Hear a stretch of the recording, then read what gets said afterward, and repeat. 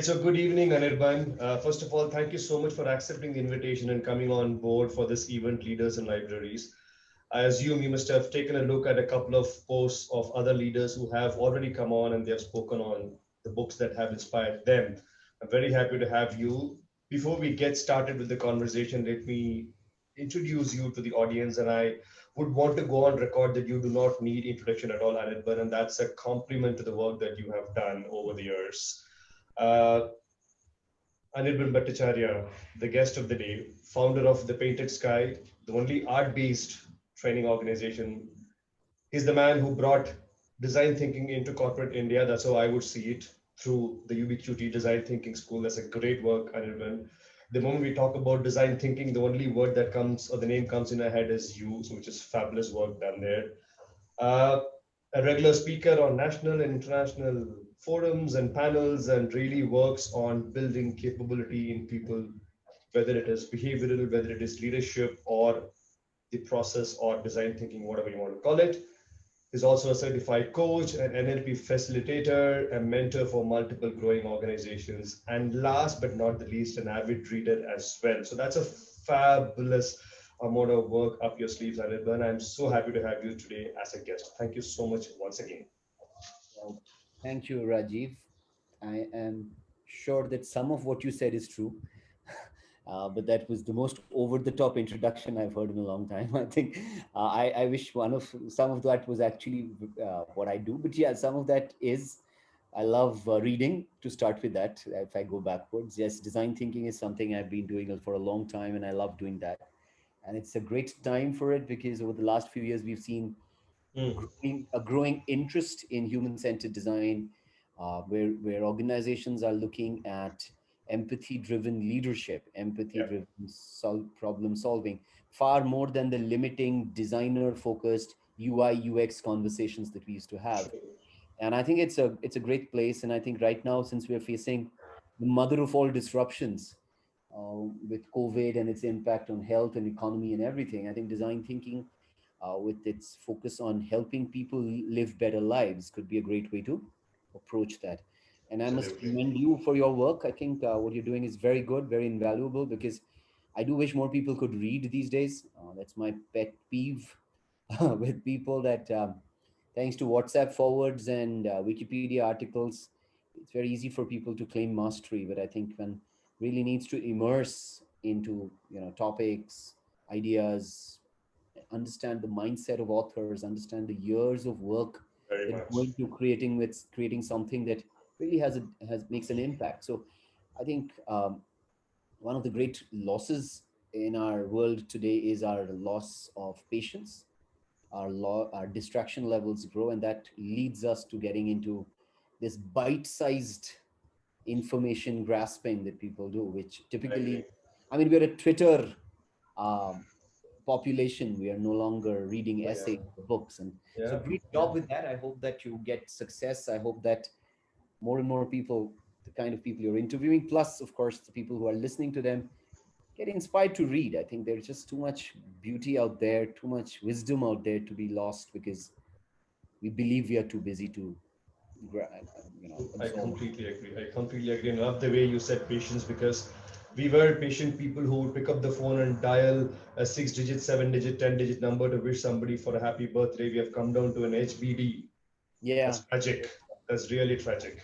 And we tragic. have all reasons to say and give as reasons and excuses to just send an HBD, but we don't have one reason to pick up the phone and talk to the other person, right?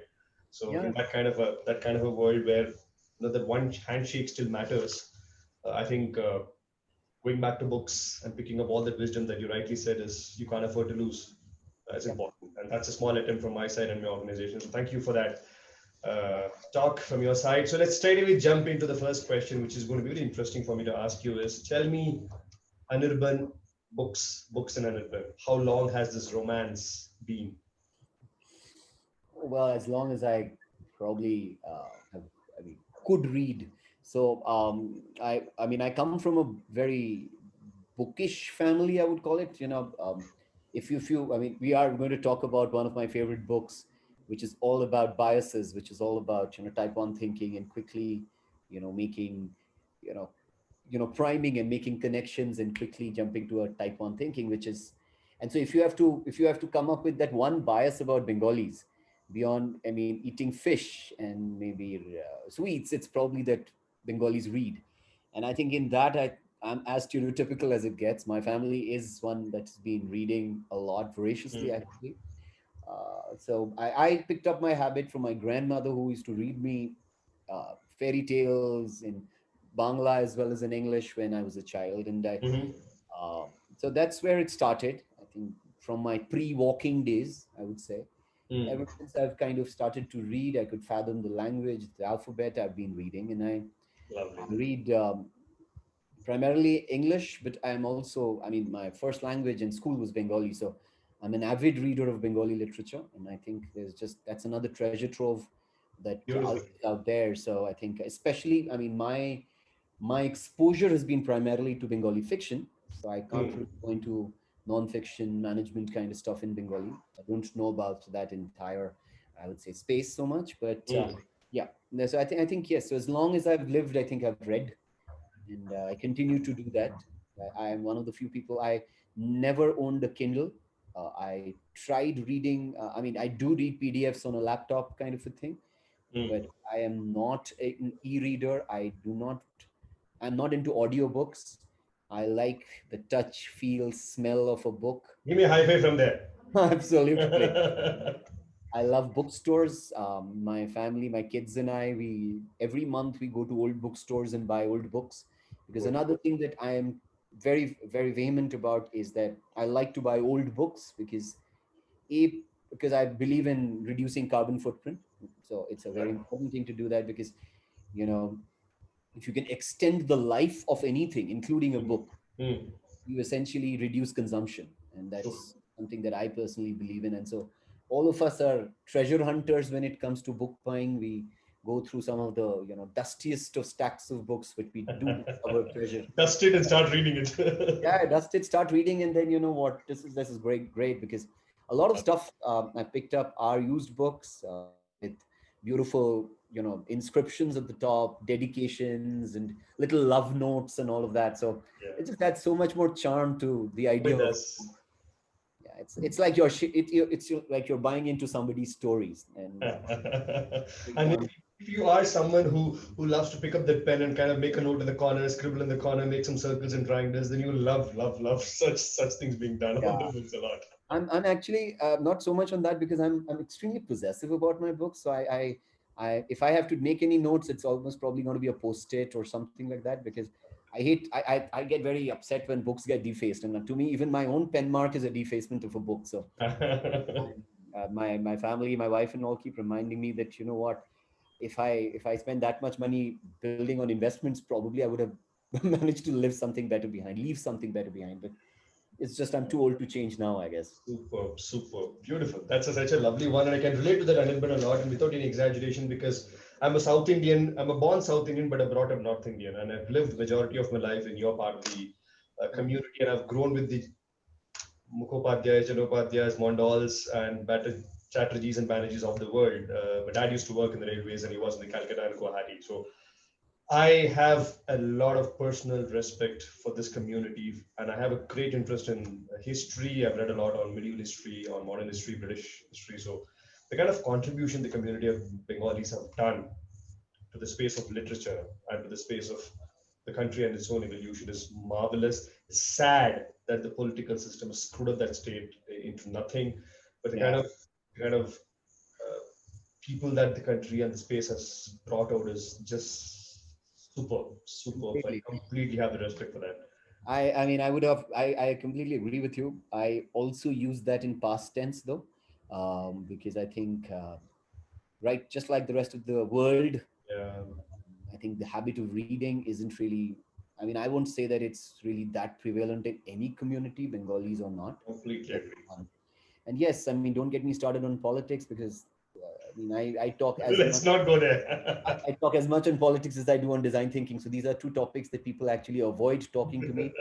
And I'm that nutcase that people don't invite to parties saying, "Oh God, you start." So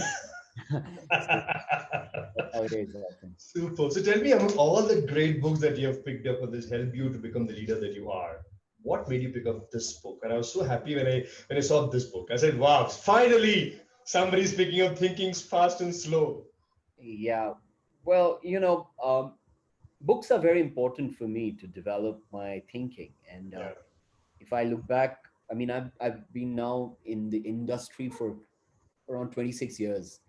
And the first 15, 16 years was in corporate jobs. And then for the last 10 odd years, I've been on my own doing these consulting work, that running the school, all of that I do. And books have been very inspiring for me throughout. I think in my earlier conversation with you, I think I even mentioned, however, that I am not a great fan of uh, management books per se, because I personally find a lot of them to be, particularly the many of the newer versions, where the typical American way of 10 things to do about this or 5 things to learn to become a genius kind of stuff Mm, doesn't resonate with me. So I'm some, again, probably I'm too old fashioned. So I have very strong opinions about some of the so-called bestseller authors of management books who float around today. I mean, I'm not saying anything negative. It's just that the way of presenting facts, etc., is again very bite-sized, again very consumer-driven. So, I mean, it's like, your TRP-focused news reporting. It's mm, your what helps an audience absorb.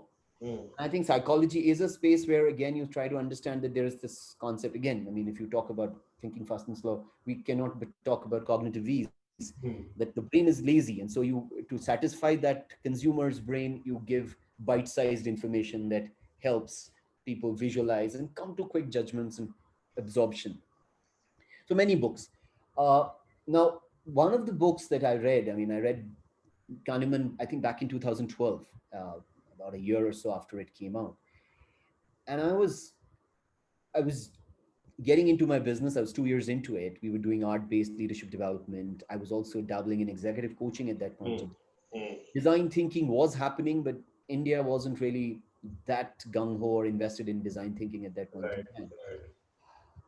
Uh, I was blown away by Kahneman's absolute wisdom. I mean, the depth of research, the depth of understanding, and again, the fact is that a lot of stuff that I've done, whether it's design thinking or what I do, I have a sales and marketing, business development strategy, marketing strategy background, right? So Mm, much of my life has gone into consumer behavior, mm. or understanding the why behind people's behaviors.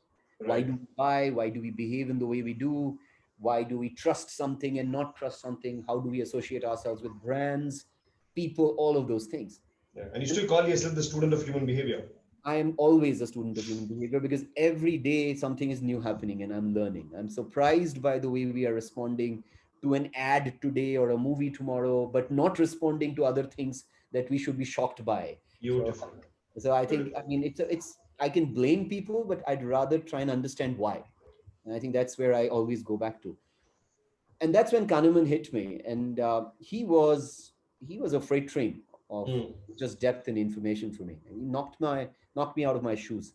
mm, Um, and I realized that if I understood what Kahneman was talking about, from everything, from the way we look at, I talked about cognitive ease, which yeah. leads to the way we advertise, which leads to the way we communicate, all the way to, how do you do question substitution? How you look for an easier question because you're stumped by a tougher question. That Mm, leads to the wrong conclusions, but that happens when we are yeah. in decisions. True. Right from decision making to behavior to making friends to joining jobs to buying, and of course, where I work in user experience design, there is this huge impact that Kahneman's thinking can make. Mm, That's where I kind of got involved in it. I got deeply, I would say, absorbed in it. And what's been interesting is that this is one of, again, as I said, I love reading history and modern history particularly, and mm, not so much of a management theory book, mm. a reader. But this is a book I've probably read 3 times in the last 10 years or last 8 years. Wow. Because every time I read it, I'm probably in a different phase in my life. I'm trying different True. things. True. And that's when I realized, oh, okay, maybe what he talked about, there is this principle that he talks about, that Wysiati, what you Mm, see is all there is, mm. which leads directly to so many biases. Yeah. And now when we work in, let's say, design thinking, which is Mm. all about understanding consumer behavior, consumer biases, why people buy, and I realize, oh, okay, there's such a huge correlation between our actions and behaviors, True. which lead to us making better products or services or not, Yeah. and what Kahneman's talking about. So I think, so that's when we started talking, I went through your list of books, and many of them are great books, undoubtedly. But you told me one book that I would like to choose. So I thought that, Absolutely. there are two. I mean, there are two books that I always go to. I refer to. One is this, and the other is Donald Norman's Design of Everyday Things. Uh, That's the other book that I really, really revere. I revere the man for his thinking and his writing, simply because I'm a non-designer now, spending 10 years in the space of design thinking. Um, what Norman manages to also do is he doesn't talk design thinking, he talks design, but the impact on design on civilization. But that's a different conversation. Coming right. back to Kahneman, I think that's what I loved about him. That's what kind of gets me hooked to his work every time. Lovely, lovely. I'm happy to have this book here, Anirban, because you're the only person who has picked up this book in the space of design thinking, and it pretty much talks about the work and the person that you are in that particular space. I can understand that everything starts with the letter D for you. A comes and B comes after D, I guess, right? Which is, Oh yeah, in a way. yeah, in a way. I don't Dan know and if you, gone. sorry? Dan and gone. Yeah. Well, I don't know if you are connected to Shrikant Vijayakar. If you're not, you should connect with Shrikant. I'll connect both of you on LinkedIn. He's the director operations of COPC Inc. Consulting body. He does a fabulous work and is a PhD in the space of decision making. And he does a lot of work primarily focusing on decision making. And I think both of you would have a great common ground to talk Lovely. about how decision making are influenced by the system two thinking that Kahneman is also talking about. I think I had a great chat with him. I've posted the conversation I had with him also Okay. on LinkedIn. Please take a look at our I will. conversation and connect you with Shrikant. He's a lovely person to get connected with. I will. I will. I'm All sure. right, Thank you. super. That takes me to the next question. Tell me, Anirban, why is it important for people who are avid readers of the so-called management books that you don't so much like about, also to probably pick up this book and start understanding the system one, system two thinking also to a little bit of ahead. They may not able to get it to the depth that you have got it over the last 10 years of being working in this, but I think and I believe it's important for them to at least start scraping the top of these two thinking ideas at least. Why would you do it? Good one. I think because I think Daniel Kahneman's book isn't a management book, is to start with. It's a book on psychology. It's a book on, yes, you talked about decision making, but it's very difficult to pinpoint what a Kahneman's book is not about. Hmm. Fundamentally, it's a book on economics, Hmm. right? I mean, if you go back and look at that. But it's very difficult for us to now delink economic theory from psychology or philosophy of people, of human beings. So I think if you go in, I won't go into the point whether it's uh, easy or tough.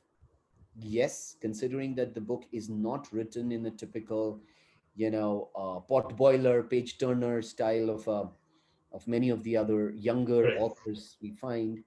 Uh, it is a product of deep research. It's a product of a lot of intelligence, I would say, and it shines through in page after page, in Yeah. data point after data point. So again, it depends on the interest and the ability of the reader to Hmm. grapple with it.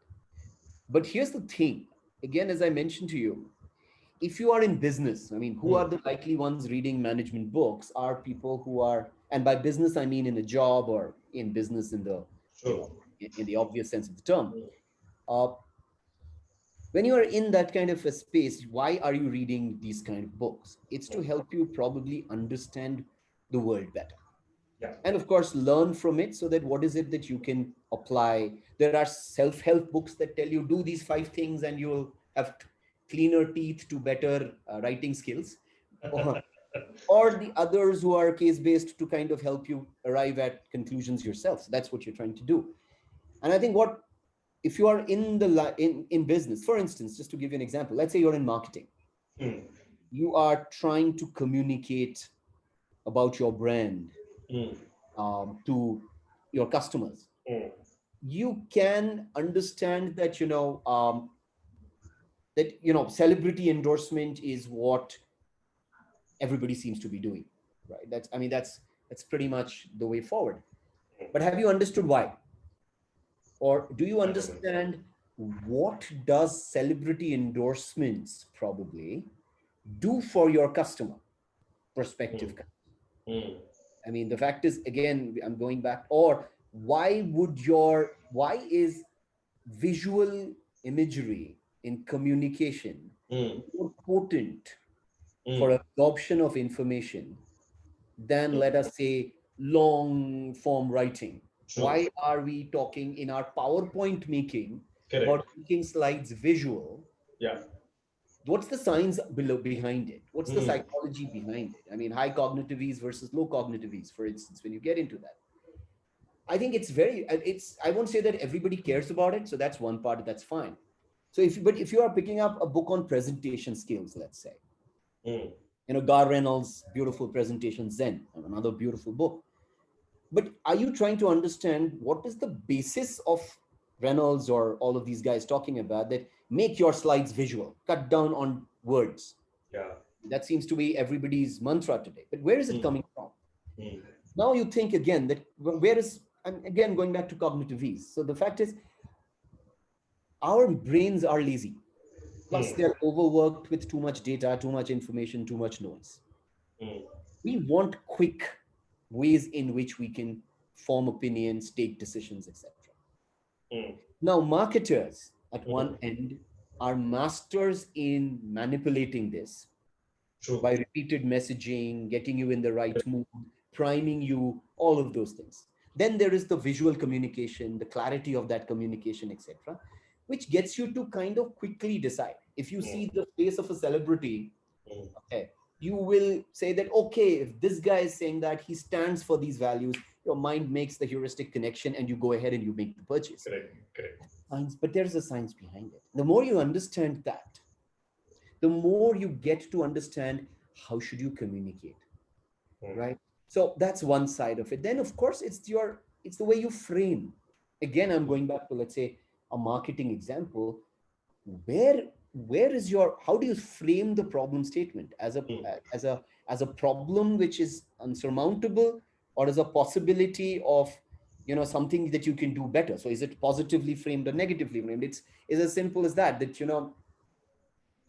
difference between 10% and 90% is often flipping it around. Yeah. Yeah. So you could say that this chocolate, Mm. or this beer is 90% or 80% fat free, Mm. or has only 20% fat. So, but where is again this coming from? It's again something that Kahneman wrote about based on his research, that how do we frame the alternatives, right? So the choices we make, that what helps us take that decision. Now, the point is, one can today, and I keep telling this to my team members also, because one can today get to watching a YouTube video which in 5 minutes, these are the 5 things from Kahneman and you're done. But if you really want to be good at it, Mm. you probably need to go deeper than that superficial level of learning. Right. Right. It's like it's what pretty much defines your success in the longer run, I would say. Mm. Because Mm. that's when you can really decode that, go deeper, go wider, and understand it in context, Mm. because otherwise you have a very narrow understanding of it. So that's one part of it. The other side of it is, of course, that in my current work in design thinking, we are constantly doing research. We're constantly trying to understand not just why people buy, Mm. but why do organizations try to sell this way? Right. Why is a company believing in this and going ahead with this? Mm. And so, again, if you go and try to think from that perspective, you start Mm. thinking that, there is the sunk cost fallacy, for instance. If for Correct. an organization that it has invested in this technology, Mm. I will continue on this technology even if the rest of the world is moving on until it kills me.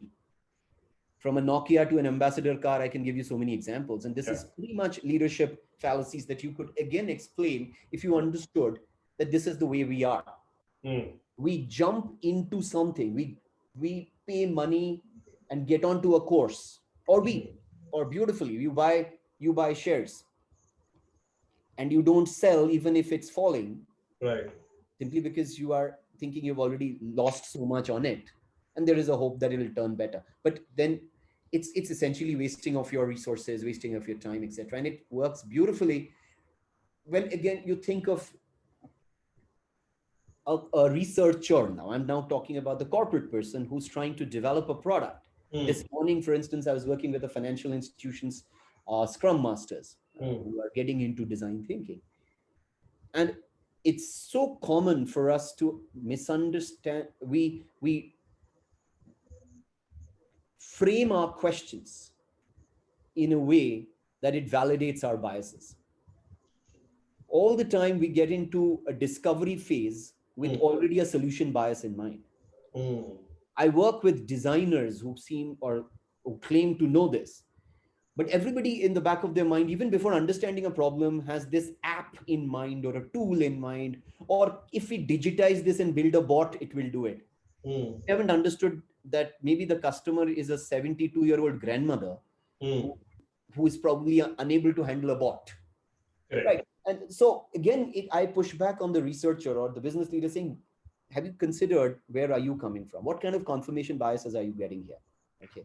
What is the what is the bias that you probably are demonstrating here when you're trying to get to your own answer? So the way we frame a question, the language we use, okay, Mm. the way we choose our respondents, we Mm. know that this guy is going to tell me what I would like to hear so that it will validate my bias and I can sell the idea better, that this is the best way. And I can tell people, you know what, I did research. So Okay. hindsight biases, anchoring biases, confirmation biases, there's just so much out there. And Kahneman actually ended up talking about cognitive biases long before most people even realized what they were. True. I His agree. ideas of heuristics and biases are brilliant. And again, to me, I think since this question has come up, it's about your desire to know in depth. And when you know in depth, at least in my experience, I've seen that I am more prepared to handle questions. In my line, I am a design thinking coach. I'm a certified design thinking coach. I'm an executive coach. I work a lot with CXOs, a lot. And pardon my saying this in on a live forum, but their bullshit meter is ticking all the time. All right. You Mm. probably can't just give jargon and walk away. Many of them are evaluating you or judging you for the depth of your understanding and knowledge. Mm. So when I work with them and I work with a board which is trying to kind of, let's say, design for a better organization vision Mm. or define a better org culture, Mm. my first question to them is understand yourself. Where are you coming from? Mm. Or look at your current state, current culture as a result of behaviors and actions you and others have demonstrated, and now try to decode them. Makes sense. Again, the science behind that decoding is Mm. critically important. And I think Absolutely. it really makes a massive difference. And that's where I think there are other books like this. Again, I'm not saying Kahneman is the only one, but This book stands tall, definitely. absolutely stands tall and it cuts across spaces. Yeah. Yeah. I Yeah. mean, you can understand I think. decision I think. making, Yeah. economics, design, marketing, so many topics can get covered True. because you're True. understanding human behavior better. True. True. I think you beautifully said that, Anirban. I completely subscribe to this. That somewhere, unfortunately or fortunately, I mean, I would say unfortunately, design thinking is still being thought as something in the space of process. People don't marry it with leadership. They don't take it with management. They don't take it with subjects like emotional intelligence. I mean, you can get system two thinking even into Daniel Goleman's emotional thinking. They can beautifully come together. But Absolutely. somewhere it's seen as, Acha, if I want to attend an emotional intelligence workshop or something on leadership, I'll probably go to Rajiv on Quiet Leadership by David Rock. And I want to understand process improvement, I'll go to Anirban to understand design thinking. I said, this is crazy. You can go to Anirban for both, you can come to me for both because they are nothing but something that can go together. Absolutely. Absolutely.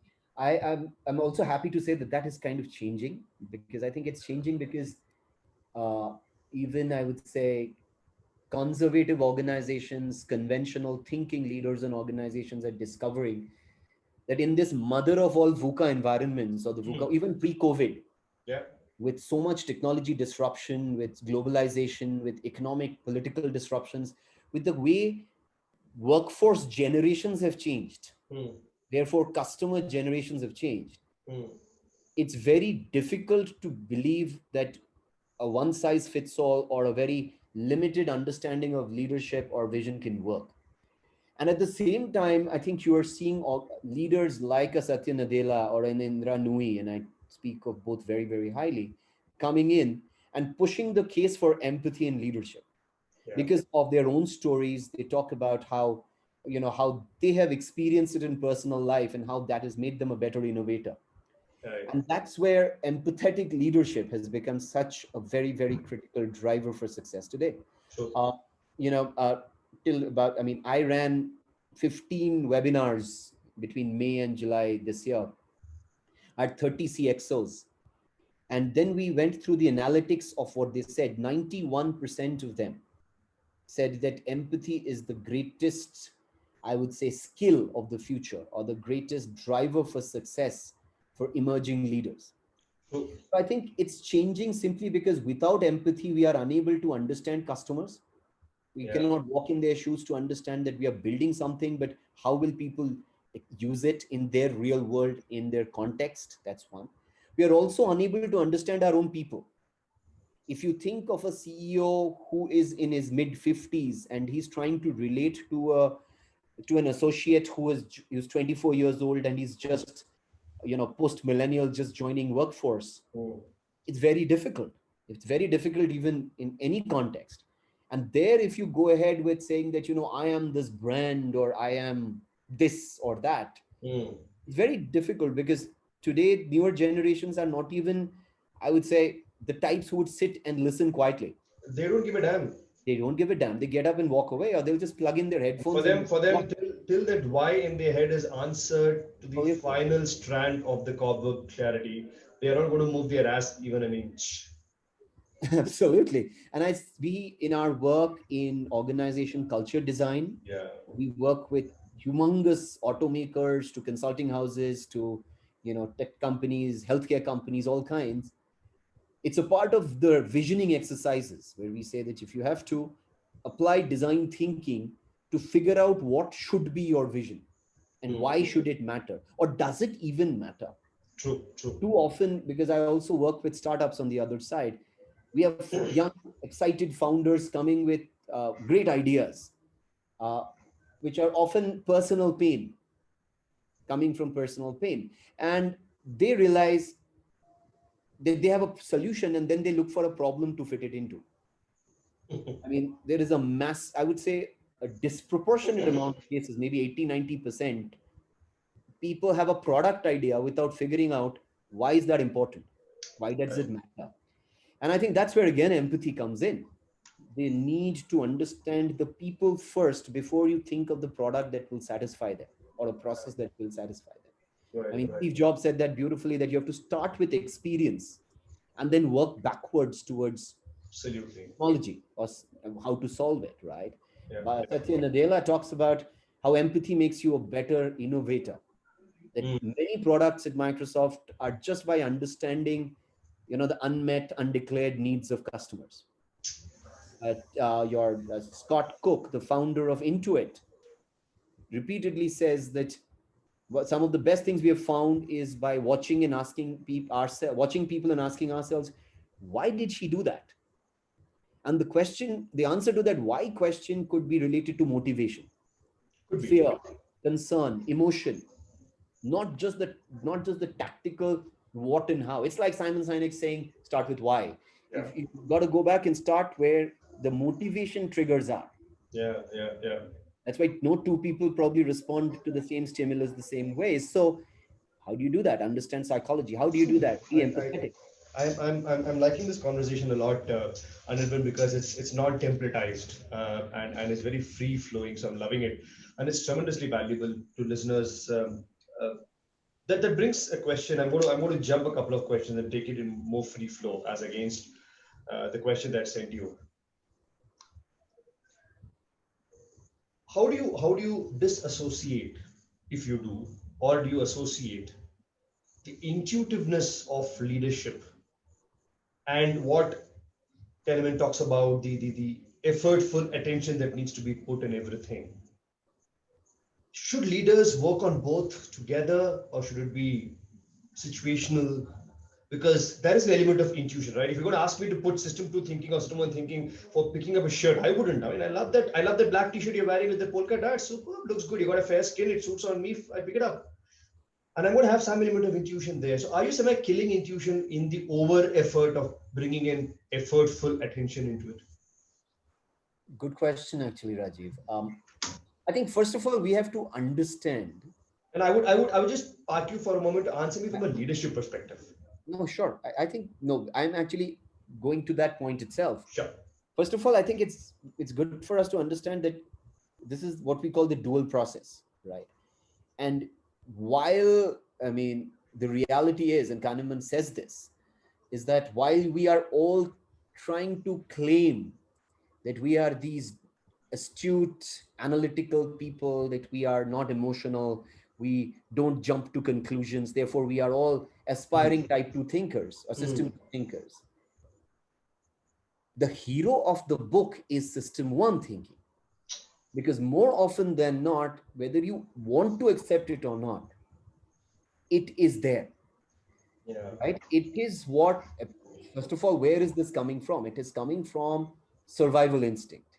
It's True. coming from your ability to make the most of adverse situations, because your brain quickly takes a decision. It's again, freeze, fight, or flight, or the other way around, whatever the frequency, the thing is. Now, if you think that you're about to be attacked by a dog Mm. and you freeze, or you Mm. decide to fight back, depending on the size of the dog, it might not be a good decision. So flight at that point in time is a good thing to do. Correct. Now, here's the thing. It's again the way you're conditioned, and even leaders, the way they are conditioned. If Mm. I have grown up in a surrounding, or let us say I was bitten as a child by a Mm. dog, or my neighbor had a ferocious dog, I've grown up with that's Yeah. what you see is all there is kind of a thing, that dogs are ferocious. True. So I see a dog and I run, even if it's the cutest and the cuddliest thing ever. Correct. Now, what it does, therefore, is for us to, first of all, accept that system 1 thinking Mm. is deeply, deeply, deeply ingrained in us. That will then And move us to often think enough, about system two then.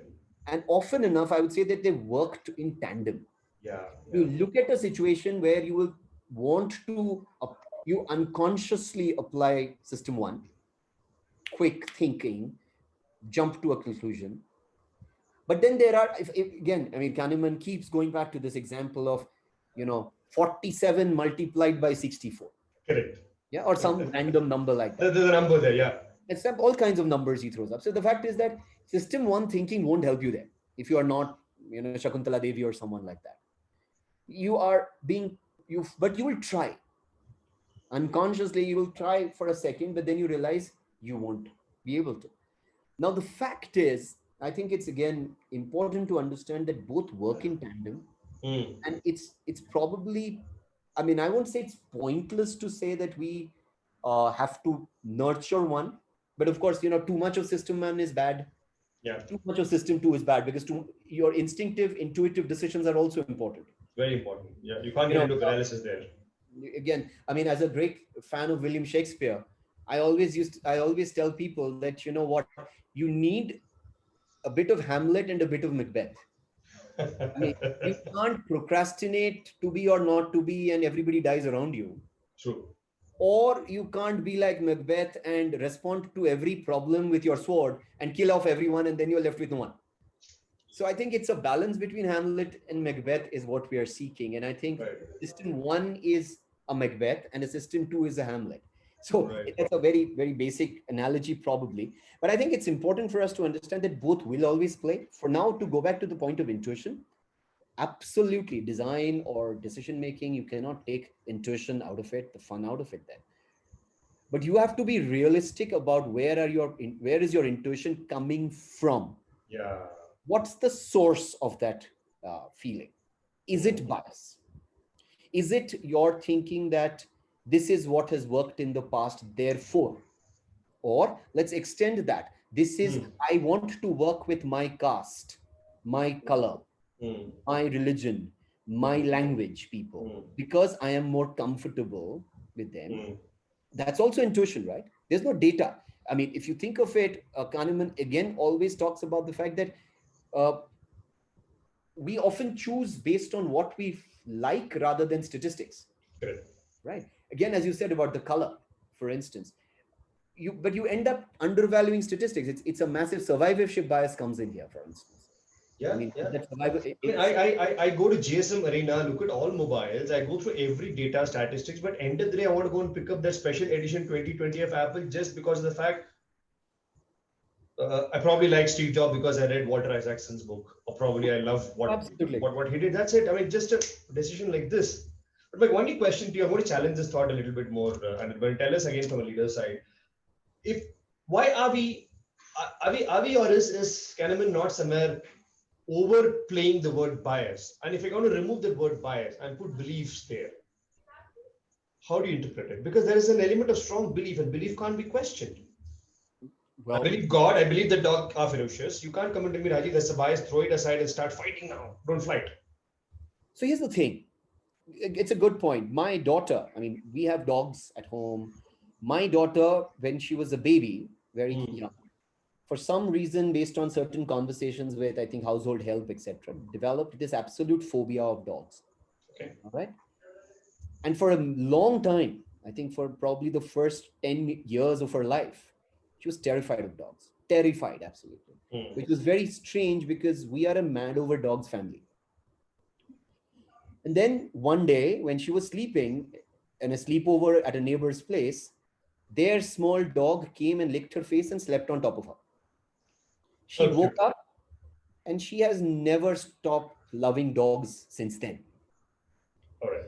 Now, I keep giving this example about this point that you just raised, that beliefs cannot be changed. And I would say, why not? The fact is, beliefs, like biases, also have anchoring in some experiences. A lot of our beliefs come from hand me down information from previous generations, True. right? So I'm the first one who's going to debate, why can't beliefs be changed? There are facts, then there are beliefs, then there are biases. The way I define a bias, and this is my personal definition, but I use this in my workshops a lot. A bias is a belief without data. Without data. Yes, often enough. Because you're Okay. instinctively reacting, you haven't Right. researched enough to know whether that belief is a valid belief or not.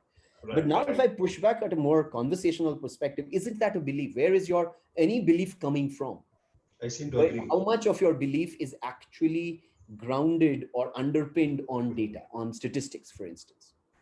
Now, the fact is, Rajiv, I would actually loathe to kind of, you know, put a black and white in this, because the human psychology doesn't work in black and white, right? We are not sequential linear thinkers. Our mind does not work like a dictionary. It does work like a mind map. Yeah. Yeah. With all due respect to Tony Buzan, the fact is, so what are those triggers? One word leads us to what? I mean, again, if you go back to Kahneman, there's this brilliant example of the Florida effect. Yeah. That great study, I forget which university did that, where they got a bunch of people into a room and they gave them cue cards and to frame sentences with those cue cards or something. And Florida was one, but age, wrinkling, etc., there were a lot of those words. And then they discovered that, and then the actual test was, once they finished reading or writing those sentences, they were asked to leave the room, and they were supposed to take walk down a corridor, and everybody was timed. It was discovered that those who read and wrote sentences with aging, wrinkle, death walked slower, because of that anchoring of that word in the mind. It is again in politics. It is, if you look at Cambridge Analytica, the work on this term persuadable. How do Mm, you prime people to behave in a certain way? mm. I mean, what media and social media is doing to us is Yeah. Yeah. priming us to, beat up people for disagreeing with us. True. I mean, so I think it's all going back to the point of trying to understand the human mind. Right. And Right. Kahneman isn't the only one who's done that. I mean, if you look at another of my favorite books, it's called The Art of Woo, by Michael Musa and Richard Shell. It's about influencing. And there they beautifully articulate the 5 barriers to our influencing someone. And one is beliefs and values. And they talk about how difficult, it is the most difficult barrier to break. True. Because if you believe in your heart that vegetarians are better than non-vegetarians, you will think twice before marrying your daughter to a non-vegetarian, or even renting your house to a non-vegetarian. Where is that belief coming from? True. What is it underpinned on? What data Mm. point? I mean, you can tell me, yes, non-vegetarian, carbon footprint, all of that we can take it to, but yes, sure, but I'm not necessarily basing my belief on that data. I am Okay. basing it because some religious idea, my dad said that's a good idea, my grandfather's family believed in vegetarianism. I can sit here and take a look at you and say, here is Rajiv Narayan sitting in an office wearing a jacket, and I can come to some conclusions about you. I could come to a conclusion about you saying that, you know what, Rajiv is this kind of a guy. Sure, you can. I have no basis. Absolutely. And intuitively, because your specs remind me of somebody, Sure. the background poster reminds me of something, and Mm. my mind goes off on an intuitive journey Mm. of connecting unrelated dots and probably irrational dots. But what you're saying is the leaders need to validate that intuition by asking Ab- the question of why, isn't And it? and very important, the leaders need to self-reflect. I agree. I I mean, agree. if you are intuitive, please be that. But if you are finding that your intuition is leading to a certain type of decisions, there is a Mm. pattern. If you are a leader, I'm assuming you're intelligent enough to do basic pattern recognition. True. Look at the kind of people you're hiring. Look at the kind of people you're promoting. Look at the behavior in your meeting from your subordinates and ask yourself why. When you have extend this conversation, I mean, almost 30% of my organization's work is applying design to organizations, and inclusion and diversity come up. Right. Bang on, the conversation lands on what kind of candidate are you interviewing, Perfect. what are you asking a certain gender or a certain caste candidate versus somebody who is different. And if you Lovely. are a leader, if you're a good leader, if you are a progressive leader, you should sit back and ask yourself that question. So I am a big fan of System One.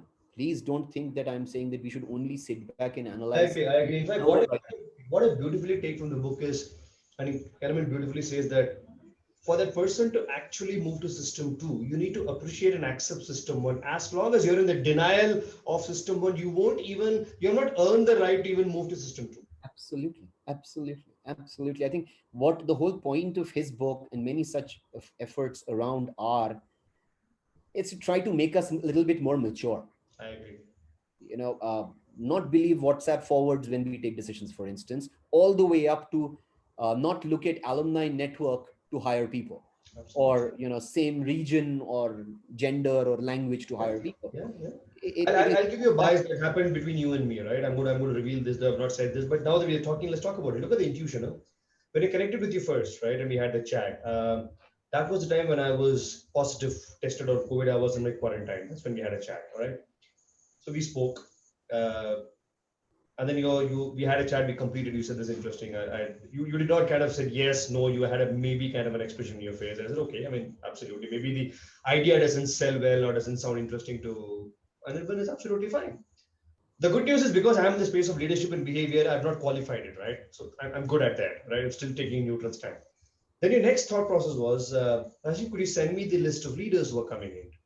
Mhm. The moment I heard it, my system one goes on, is he a person who's looking at the level of leaders who are going to be coming into this event based on which he's going to figure out is it worth enough to come in, or is Rajiv getting just mediocre leaders and I am far above those guys? Look at the bias in my head. No, but that's not the bias at all. Absolutely.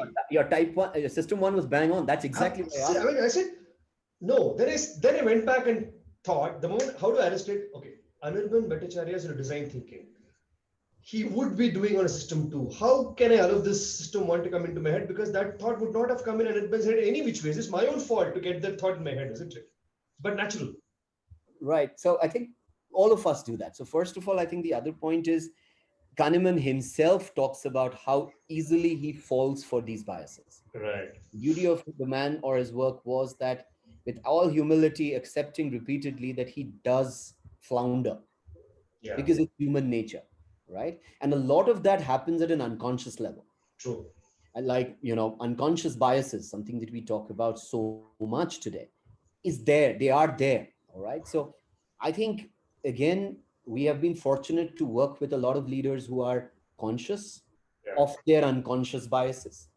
Mm. In hindsight, it's about, what, if you go back and analyze a decision later and you realize, or ask yourself why I did it, and then you try to decode your own behavior, Mm. decipher the background to that decision, you probably arrive at the fact that I was governed by this, and Mm. that this is not necessarily based on data or statistics or facts, Mm.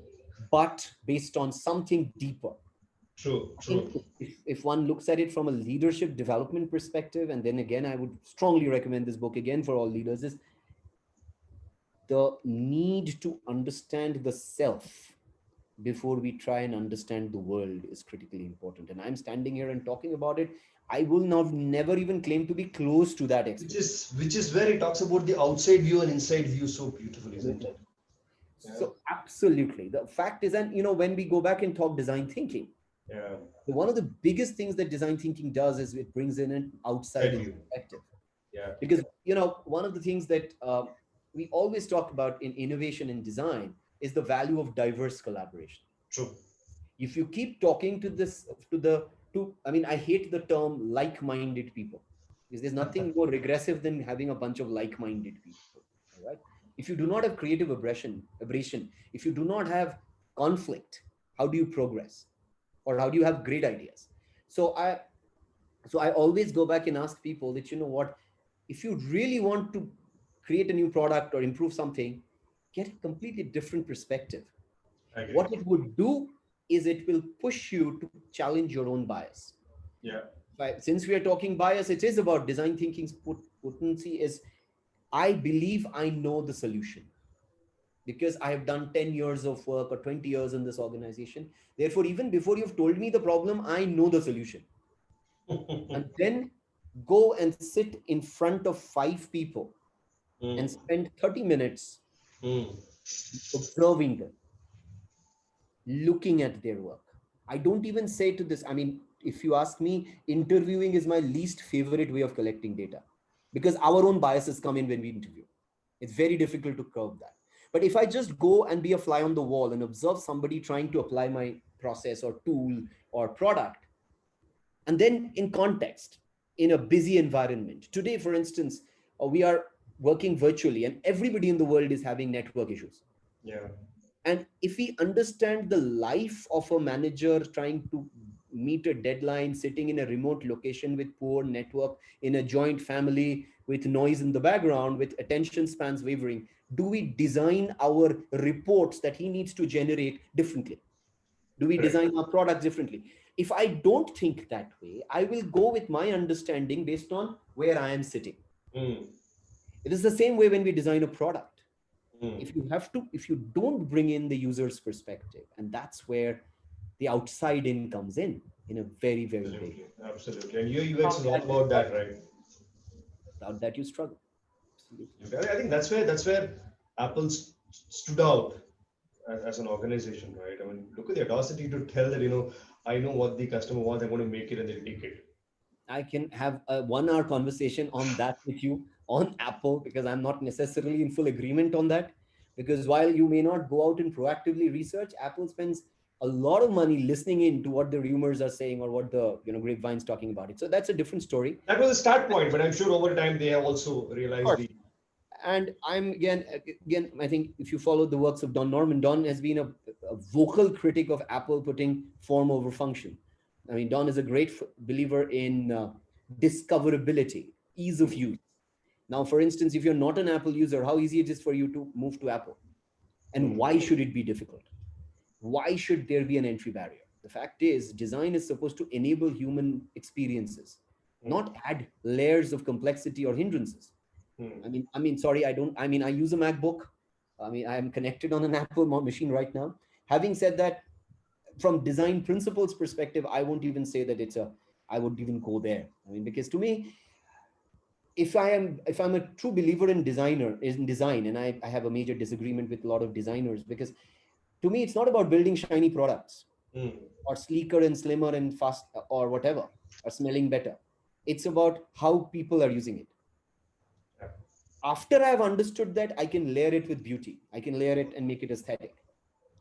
But Mm. if I switch my priorities, I have a product without a button, without a backspace, without an undo, where I'm used to it, so I can manage.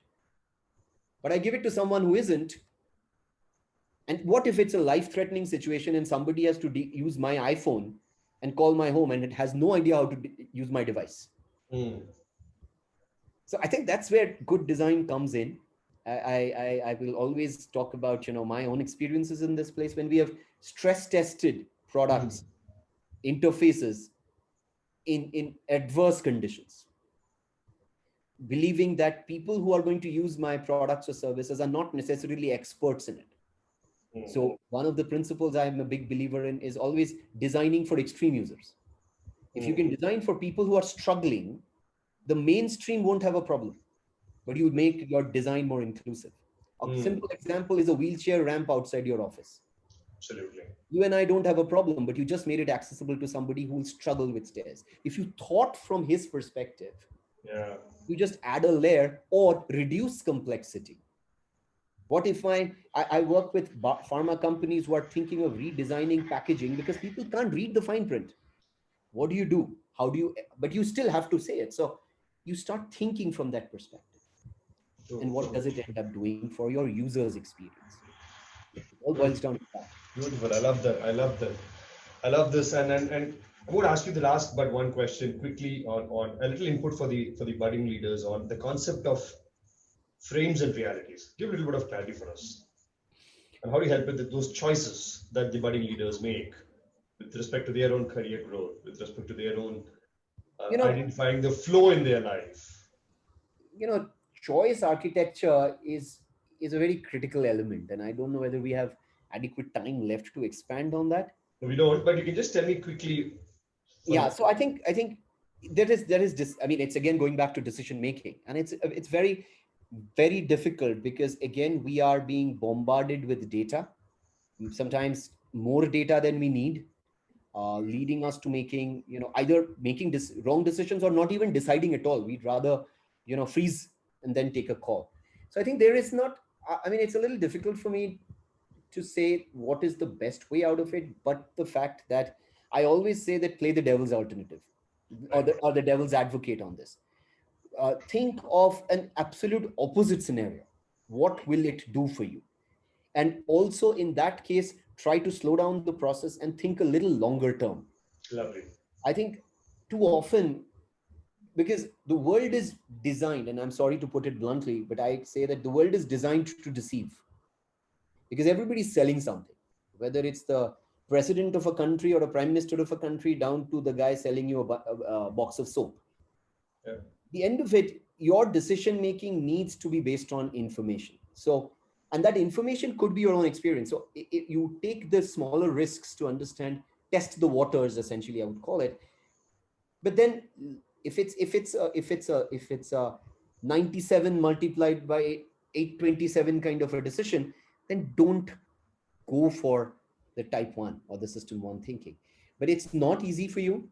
Mm. But at the same time, you need to figure out how can you use it to your advantage, because there are two sides to that. We are consumers as well as users, or I would say promoters of a certain perspective. So how do I communicate by the choice architecture, the framing architecture that we do that, is Right. also an interesting perspective, because how do you convince people? And I'm not Mm. necessarily saying that you need to be, you know, social media machine that is selling your data, and I don't want to get into that kind of a trust issue or an ethical issue. But even if you have to convince somebody about your own idea, that you need to frame your language Correct. in that choice architecture correctly, right? And there's nothing wrong with it. You're not deceiving somebody. It's not that you're torturing data to tell what it needs to.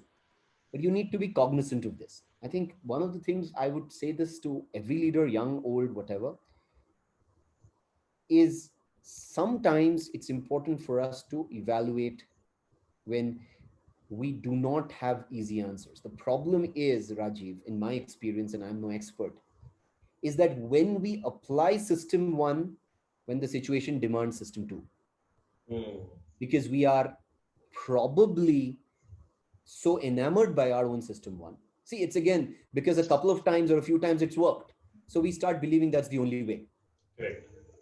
But that's dangerous. Plus, the bit of patience that you spoke about is also not there. Always, always, Hence, I always. don't want to invest time, effort, money, patience, whatever you want to call, to go through the route of system two, because that's going to be demanding. That's going to be delaying. Yes, Uh, yes, and I want absolutely. everything quick. Absolutely. In design, for instance, we say, I mean, in leadership, I think one of the things you often hear is, oh, I want this as of yesterday. I mean, what the fish does it even mean? Seriously. If you wanted it as of yesterday, you should have woken up a month back. I mean, I tell this to leaders, please don't use that language with And me. they use it with so much of pride, as if they are the people who are running the organization faster than the bloody CEO himself. So therefore, I always say that then what were you doing till now is a question. But anyway, the point is, it's a system. It's the culture. I mean, I can't blame anyone. It's the way we are educated in the world. Quickly find a solution. You're constantly converging. You know, in our design language, we say you have to diverge and then converge, right? So you're constantly pressured and rewarded for quick convergence. Slowing down to think, to discover, is an anathema in a lot of cases. And I Mm. think I find that because that's where you take the wrong decisions. The world is littered with badly designed products and services. Look at your environment immediately, and you Mm. are probably right now surrounded by and using or consuming 100 human designed products. Mm. Can you name five that you are 100% satisfied with? I mean, probably there isn't मुश्किल है one ना, like, because you can find a fault in everything. For example, the Apple thing that you said, I agree partly, I disagree partly. of course. That's a different But conversation. nothing But but a perfect design. So the fact is, I always say this to my students that tell me one product that has been made by a human being that has reached its final version. We need to believe that everything we are building is a prototype for a better version. That, of course, does not mean that, I mean, if Apple comes up with 12 today, iPhone 12 today, it doesn't mean that the first 11 are failures. They're fantastic products. it's just the better version of the early one. Exactly. And you're learning through it. Everyone should be an improvement on the previous True. one, and that's where actual progressive forward looking Beautiful. I love that. I love that. move forward. I love that. That's progressive thought process. So I'm going to close this talk, and I'll be with last question, and I'm going to ask you to give two laser sharp advice to the young minds. Oh boy, I wish I had laser sharp advice to give anyone. um, Read. Okay, I think read is the first one I'll tell. There is a lot out there that if we can, you know, if you develop the mindset and the patience to kind of absorb, it's a joy and it's a reward in itself, because you cannot read a two-page PDF on Daniel Kahneman and believe that you've understood Daniel Kahneman. Just to give you an example, that's Oh my God. one. So please spend time, so yeah, or attend your sessions and understand the value of reading. That's one. That's one. The second one I would say is that, invest time on yourself, on your development. And that is not necessarily tactical development, but for the lack of a better word, a strategic investment in understanding yourself first. I agree. I I think agree. today, a lot of cases, I mean, I remember a CEO I had worked with who called us over and said that, you know what, we want you to join, help us do induction programs. And we don't do induction programs, or didn't at that point in time. And we said, that's what happens. He said that we want you to do induction programs that so that 5 years later, we don't have to call you over to undo the damage we would have done by now. Hmm. And you are far more expensive at that level. So we want to invest in the right time to help people develop the right skills early, or the right mindsets early. I personally find working with young people invigorating. But I also think because they are exactly as you said, there are very few filters. They're driven. They want their stuff. They don't believe in the fluff so much. At the same time, I think you need to realize that the world is what it is, and you need to Mm, take more initiative. mm. Get out of your armchairs, and rather than think of your mobile phone as the single device to solve all your problems, look at the world outside and develop that outside in perspective. I think that can really, really Lovely, help lovely, to understand the world better. The rest comes lovely. from there. Beautiful. I just love that, Anirban. Thank you so much for that. I think I'll take one strong thing from this conversation is for the youngsters again, right? I think they need to reduce the speed. They need to pause. They need to ponder. They need to really reflect. Not that doing it is bad, but I think, as you rightly said, the absorption, uh, quantity of absorption or quality of absorption gets diluted to a large extent because of this haste, right? When you often don't get the difference between speed and haste itself, they're all hasty and they call themselves they're speedy. Yeah, I think it's important for them to pause. And I beautiful think, way of putting it. That's a beautiful. sorry. I'm going to borrow that speed and haste. Yeah, because I work with an organization where we built. So it's a hospital, and they were having around 6 value words, and they wanted to move the organization forward. And I work with top 27 leaders of the organization, and we defined put speed as a value word and defined it speed but not haste. And that's he had a 2 day session on what is speed and what is haste. So I Very mean, good point. it's important to people to think deep, right? So thank you so much, Anirban, coming in and bringing Kahneman's book live. I subscribe without any iota of doubt in my head that beyond all those management books that you dislike a little bit and I like a lot, which is okay, I think this book is a fabulous book, and every leader should definitely read it and not just read the PDF but the book. It's beautiful. Thank you so much, Anirban. It's a Thank you. pleasure chatting with you. I look forward to seeing you sometime and having a drink across the table and see you. Absolutely. That'd be fantastic. Absolutely. I had a great time. Great questions. I really love the way you anchored the whole thing. And I appreciate the effort you're taking to make books relevant. I think it's a very critical thing for some of us. It's very relevant. And I think the more relevant it becomes for the world, the world becomes a better place. And I think, so thank you for having me. I had a very good time. Really enjoyed talking about Kahneman. And yes, inshallah, on that drink, I'm sure we will do that sometime in the real world. We should. Bangalore is a city that we can definitely do it. Absolutely. All the best with that. All right. Same to you. All the best to you. And you have a lovely time. I'll see you You soon. too. Bye. Thank you. Thank you so Thank much.